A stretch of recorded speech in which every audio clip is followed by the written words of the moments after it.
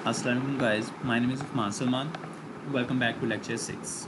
In lecture 6, I am going to tell you how we find the factorial of user defined number.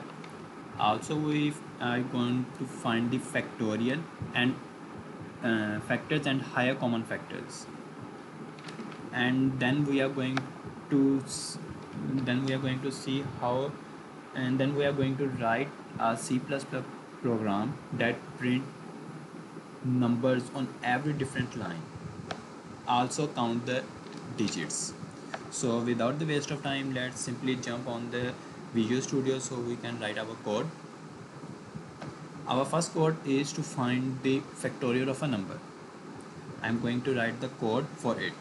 First, I'm going to initialize the two variable, one to take input and other to do our process. Then I'm going to take input from user.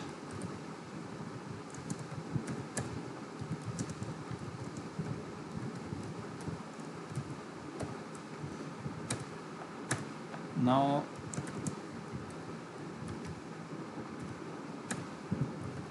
I'm using for loop to find factorial.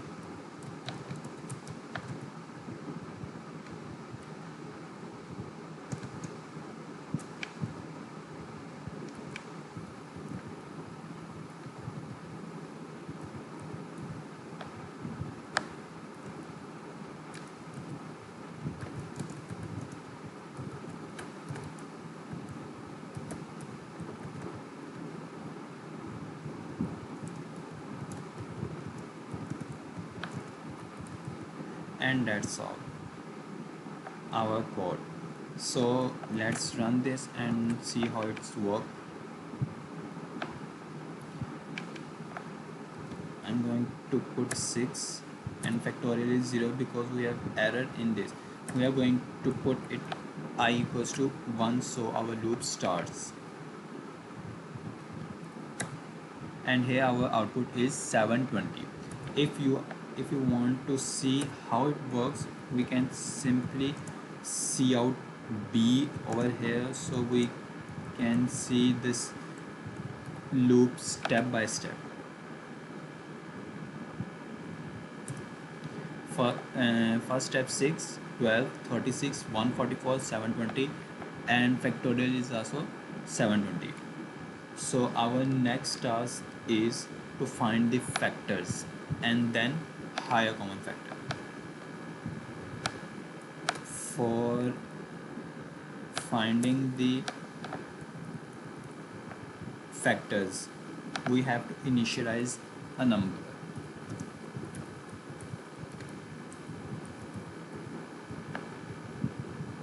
Then we are going to take input from user.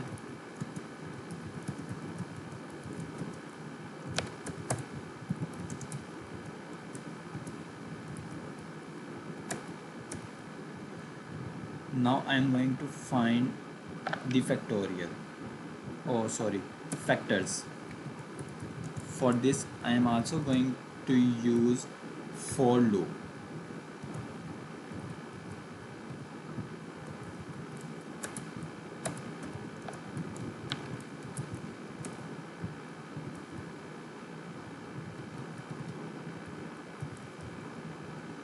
In for loop I am using a if check. If first number modulus with I is equal to 0, then just simply see out that number I, and that's our code for finding factors.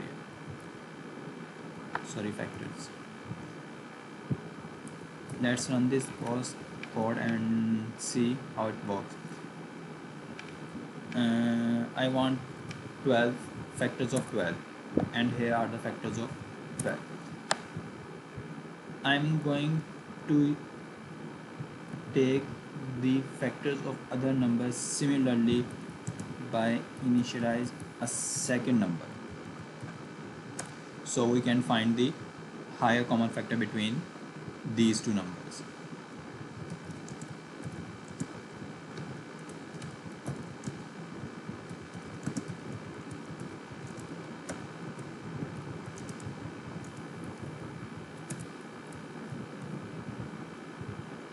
Process are same.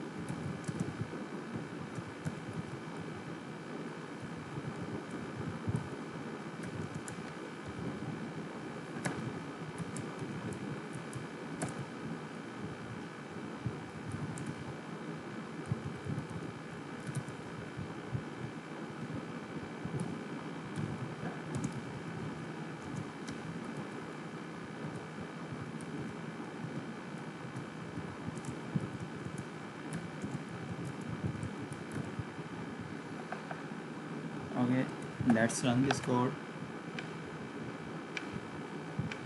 Our first number is 12 and let's have our second number is 18.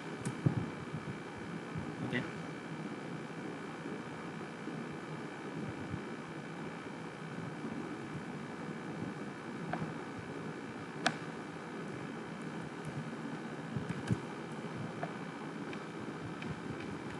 twelve and 18.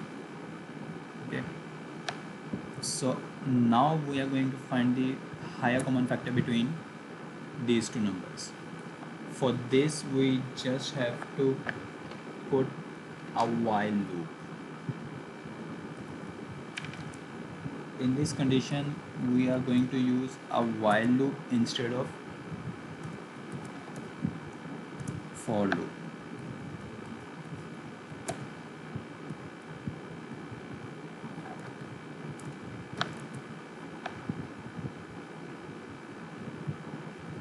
And within the while loop we are going to use check, if first number is greater than second number,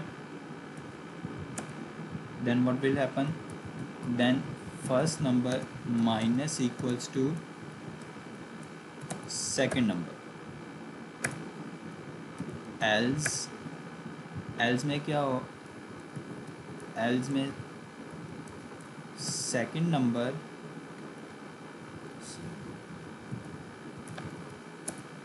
else second number minus equals to first number,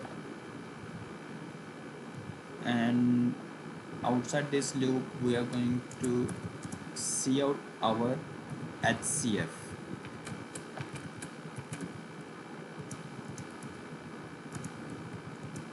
That is our first number.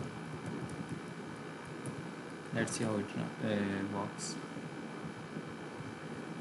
First 12 and our second number is 18 and higher common factor is 6. After 6 there is nothing common between these two numbers. For confirmation we take both same number and here our output is. Now we are going to write our program in which user gives us a number, a large number, and we divide it into one digit and print it on a separate lines. Okay,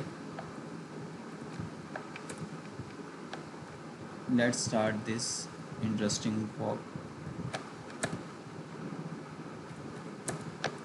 For this I am going to take input long input and see. First I initialize two variables, then I am going to take input from user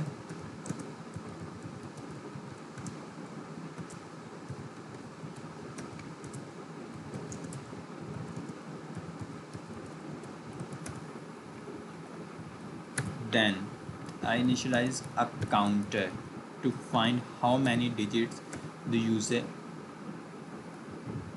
input gives us. Okay, then we are going to use while loop,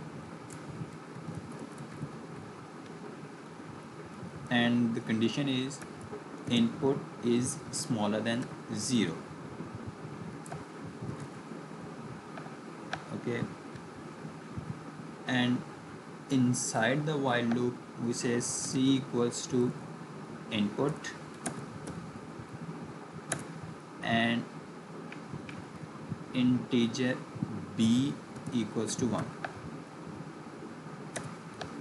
We again start a while loop in, and the condition is input is greater than equals to 10,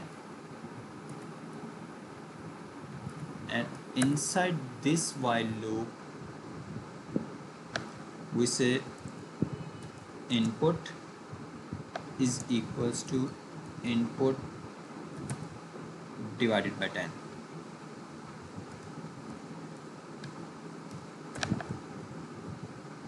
and then b multiply and equals to 10. That's all.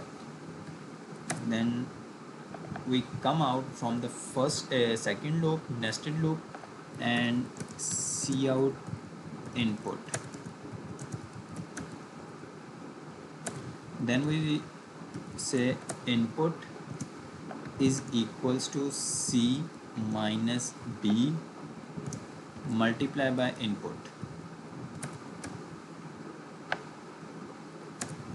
and then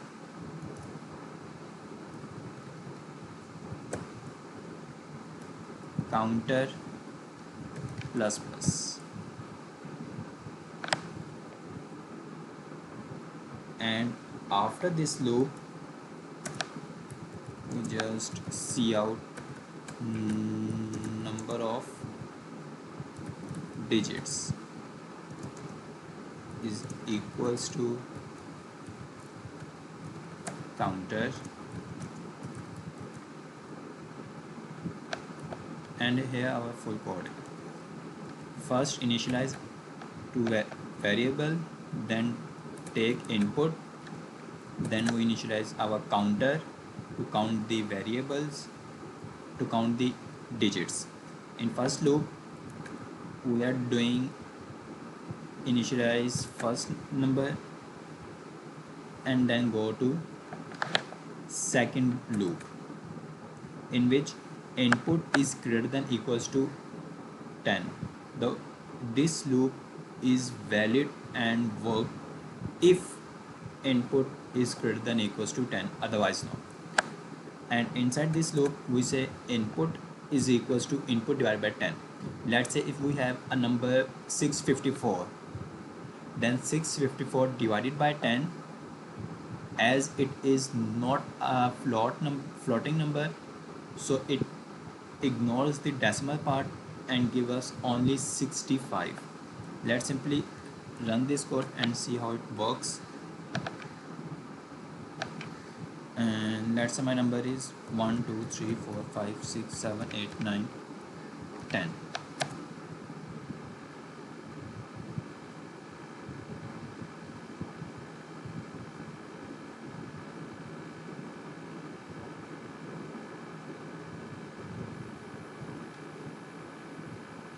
Wait a second,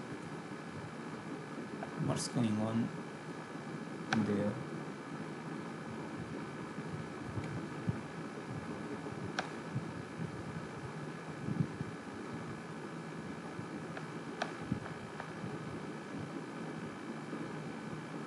Okay, so here our output is, let's say we put 5 numbers, and here our output is 1 2 3 4 5, and total digits are 5. Okay, and let's say we are going to put 1 2 3 4 5 6 7 8. Here our output is number of digits. Let's put some random number. I don't know and how many digits I put. Then I say I put 8 digits, 3 5 3 4 5 1 6 7 8 3, and through this, with the help of this code, we separate our user defined digits and count it how many number of digits the user input. And that's all for our today's lecture. We will meet in our next lecture, lecture number 7, and in that lecture we also see some interesting examples. So goodbye.